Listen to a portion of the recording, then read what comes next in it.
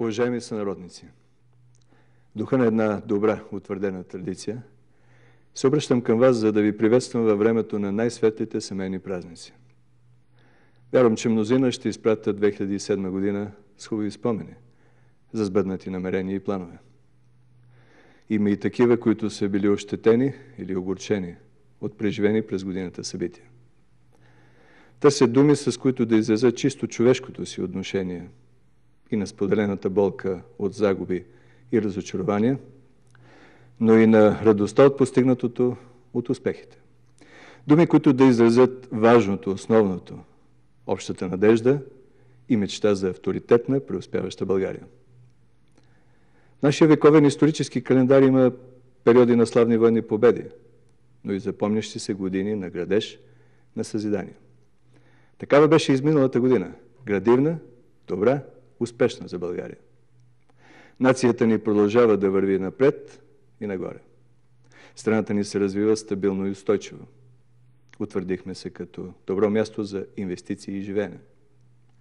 Икономиката ни има едни от най-високите темпове на развитие в Европа. Богатата новогодишна трапеза не може да прикрива проблемите.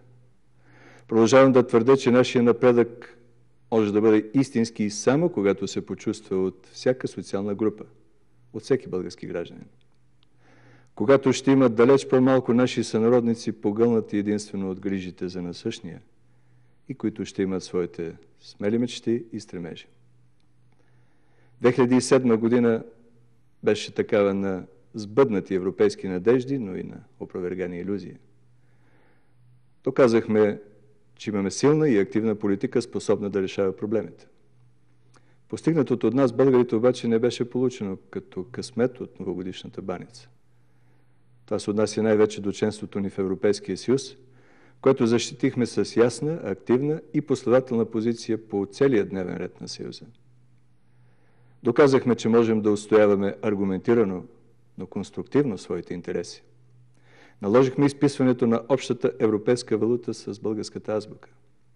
Така в официалната практика на Съюза, чрез нас, влезе едно от най-големите достояния на световната култура – нашата писменост. С това България трасира пътя и на други страни в запазването на националната идентичност. Тема, която ще остане важен акцент и в бъдещата ни политика.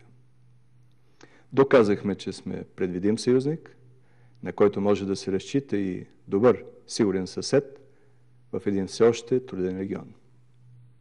Имахме солидарността на нашите партньори в усилията за освобождаването на осъдените ни сънародници в Либия. Но свободата беше постигната, защото бяхме единни. Държавните институции, медиите, гражданите. Вярвам, че така ще бъде и в бъдеще, не само когато става дума за общия национален интерес, но и за съдбата на всеки отделен наш сънародник. Доказахме се като нация от таланти. Изпращаме годината горди от успехите на нашите блестящи спортисти, покорили световни и европейски върхове. Нашата култура и изкуство, талантливите ни творци имаха осезателно присъствие в европейския културен календар. Българската наука беше оценена по достоинство. Доказахме се не на последно място като народ, на когото не е чужда социалната чувствителност и солидарност.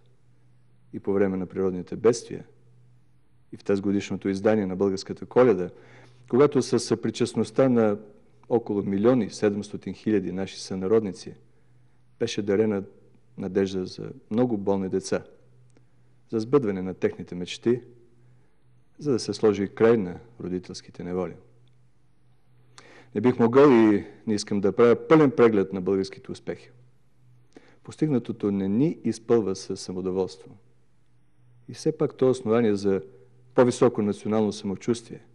Повод да гледаме по-уверено напред, да чертаем по-амбициозно и за по-далечен хоризонт общите и личните си планове. Зная, драги съотечественици, че край всички вас празничната обстановка се допълва от някои от най-ярките й символи. Питата с парата, баницата с късмети, елхата, символи на новото начало на живота. И независимо къде сме, дали до родното огнище или далеч по света, независимо от религия и етнос. В тези мигове повече от всякога се чувстваме единна част от нашето Отечество. Затова има място за всички ни на българското хоро, което ще се извие след малко, като още един символ на неделимата ни общност, на общата ни сила. Подаръците, късметите ще ни зарадват, ще ни дадат нова надежда. Но нека освен всичко друго да си дарим, да си върнем една позабравена национална ценност за добротата, топлотата и човечността в отношенията помежду ни, което, впрочем, не струва много. Уважаеми сънародници, както винаги посрещаме нова година с надежда за по-добър живот на всеки, за повече късмет и радост във всяко семейство, във всеки дом, за благоденствие и плодородие по цялата българска земя, за успехите и просперитета на нашето Отечество, Република България. Да е мирна, здрава, силна и щедра новата 2008 година. Броени секунди до мига, който чакаме. Внимавайте в часовника! Сега, след като всички сме броили календарните дни, всички сме се удивлявали колко бързо лети времето и как внезапно свършва годината. Нека всички заедно отброим оставащите мигове на 2007. 10, 9, 8, 7, 6, 5, 4, 3,